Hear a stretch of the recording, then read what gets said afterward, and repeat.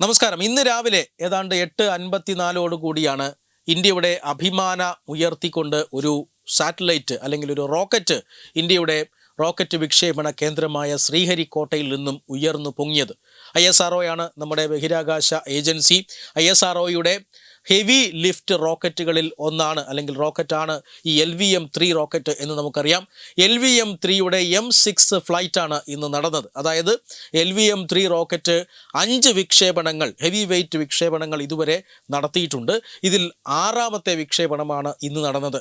ഇന്നത്തെ വിക്ഷേപണത്തിന് ഒരു പ്രത്യേകതയുണ്ട്. അത് മറ്റൊന്നുമല്ല, ഇന്ന് ഇന്ത്യയുടെ ചരിത്രത്തിൽ തന്നെ ഇന്ത്യൻ മണ്ണിൽ നിന്ന് വിക്ഷേപിക്കപ്പെട്ടിട്ടുള്ള ഏറ്റവും ഭാരമേറിയ ഉപഗ്രഹത്തെയാണ് ഇന്ന് LVM-3 റോക്കറ്റ്, അതായത് ഇന്ത്യയുടെ ഒരു റോക്കറ്റ് ബഹിരാകാശത്ത് എത്തിച്ചത്. ഇതൊരു കൊമേഴ്സ്യൽ മിഷനാണ്, കൊമേഴ്സ്യൽ ലോഞ്ച് ആയിരുന്നു. കൊമേഴ്സ്യൽ ലോഞ്ച് എന്ന് പറഞ്ഞാൽ നമ്മുടെ ആവശ്യത്തിന് വേണ്ടി, സർക്കാരിൻ്റെ ആവശ്യത്തിന് വേണ്ടി വിക്ഷേപിച്ച ഉപഗ്രഹമായിരുന്നില്ല. അത് അമേരിക്കയുടെ ഒരു അമേരിക്കൻ കമ്പനിയുടെ ഈ പറയുന്ന ഉപഗ്രഹമാണ് ഇന്ന് ഇന്ത്യ വിക്ഷേപിച്ചിരിക്കുന്നത്. സത്യത്തിൽ അമേരിക്കയുടെ ഒരു ഉപഗ്രഹം ഇന്ത്യ വളരെ കൃത്യമായി തന്നെ ഭ്രമണപഥത്തിൽ എത്തിച്ചിരിക്കുന്നു എന്നാണ്. അതായത് ഇന്ത്യൻ മണ്ണിൽ നിന്നും ഇതുവരെ വിക്ഷേപിച്ചിട്ടുള്ളതിൽ വെച്ച് ഏറ്റവും ഭാരമേറിയ ഉപഗ്രഹമാണ് ഇന്ന് വിക്ഷേപിച്ചിരിക്കുന്നതും ലോ എർത്ത് ഓർബിറ്റിലാണ്. എന്ന് പറഞ്ഞാൽ ഭൂമിയോട് ഏറ്റവും അടുത്തുള്ള ഭ്രമണപഥത്തിലാണ് ഏറ്റവും അടുത്തുള്ള ഭ്രമണപഥങ്ങളിൽ ഒന്നിലാണ് ഈ സാറ്റലൈറ്റിനെ വിക്ഷേപിച്ചിരിക്കുന്നത്. 100 കിലോമീറ്ററിന് മുകളിലേക്കാണ് നമ്മൾ അന്തരീക്ഷം അല്ലെങ്കിൽ സ്പേസ് എന്ന് പറയുന്നത്. 160 കിലോമീറ്റർ മുതൽ 1600 കിലോമീറ്റർ വരെയാണ് ഈ ലോ എർത്ത് ഓർബിറ്റ് എന്ന് പറയുന്നത്. അത്തരം ഒരു ഓർബിറ്റിലാണ് ഈ അമേരിക്കയുടെ ബ്ലൂബേർഡ് ബ്ലോക്ക് 2 എന്ന് പറയുന്ന ഉപഗ്രഹം വിക്ഷേപിച്ചിരിക്കുന്നത്. ബ്ലൂബേർഡ് ബ്ലോക്ക് 2 എന്ന് പറഞ്ഞാൽ അത് ഒരു വാർത്താവിനിമയ ഉപഗ്രഹമാണ്.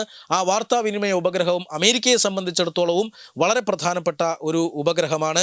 കാരണം അമേരിക്കയെ സംബന്ധിച്ചിടത്തോളം ഇത് വളരെ പ്രധാനപ്പെട്ട ഒരു ഉപഗ്രഹമാണ്. കാരണം സ്പേസിൽ നിന്നും നേരിട്ട് ബ്രോഡ്ബാൻഡ് സ്മാർട്ട് ഫോണുകളിലേക്ക് എത്തിക്കാനുള്ള ഒരു സാങ്കേതിക വിദ്യ അല്ലെങ്കിൽ കഴിവുള്ള ഒരു ഉപഗ്രഹമാണ്. AST സ്പേസ് മൊബൈൽ എന്ന് പറയുന്ന കമ്പനിയാണ് ഈ ഉപഗ്രഹം വിക്ഷേപിച്ചിരിക്കുന്നത്.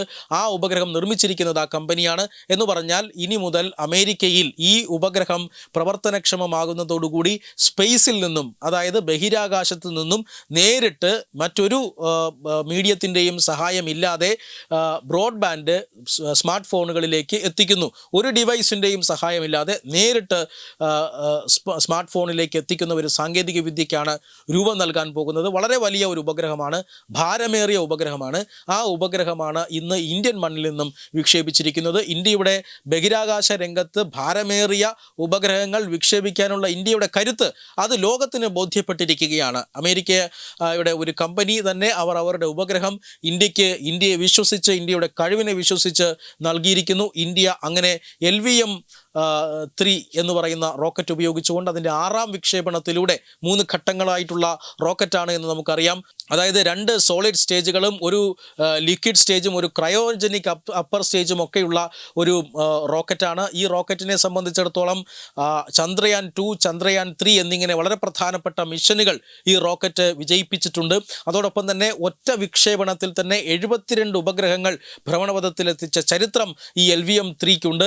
അതേ LVM-3യുടെ മറ്റൊരു വിജയം കൂടി ഇന്ന് രാജ്യം കണ്ടു. രാജ്യം മാത്രമല്ല, ലോകവും കണ്ടു.